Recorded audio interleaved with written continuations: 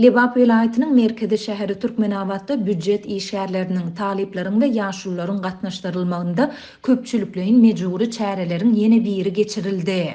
Çärenin dowamında hasıl toyu münasibetli döwlet telewizionyasy üçin öňünden reportajlar taýýarlandy. Adatlyk radiosynyň sebitdäki habarçysy bu gedekki çäre soňky aýlarda görülip eşidilmedik derejede köp adamyň gatnaşdyrlandygyny we onuň howa şertleri zerarly juda uzagy çekendigini aýdýar. 8-nji noýabrda Ak öýüň öňündäki meýdançada geçirilen bu çäre büdjet işgärleriniň 500 sanysy gök milli köýnekde, talip ýaşlaryň 250 sanysy gyzyl milli köýnekde gelmeli edildi.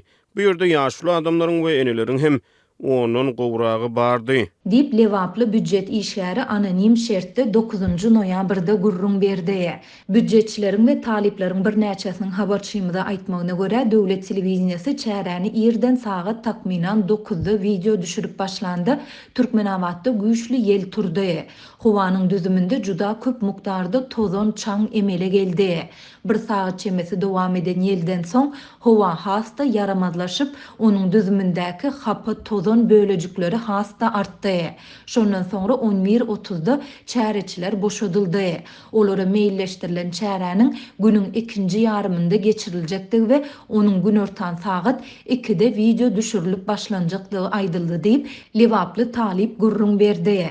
Onuň tasdiklamagyna görä aradan 1,5 sagat geçip geçmänkä çäreçiler gaýtadan Ak öýüň öňündäki meýdança üýtdiler we döwlet telewizionyasy çäreni video düşürip başlady. Bu çäre giýişik sagat 6-çe dowam etdi. Büdjet işgärleri talipler we ýaşlylar tutuş güni diýen ýaly dik ayak üstüne geçirdiler. Hususan ýaşlylar we gartaşan büdjet işgärleri köseniler. Dip büdjet işgäri bellidi. Adatlyk ýokarda aýdylanlar barada şäher häkimliginden we onuň medeniýet hemde owa hojalygy bölümlerinden kommentariýa alyp bilmedi.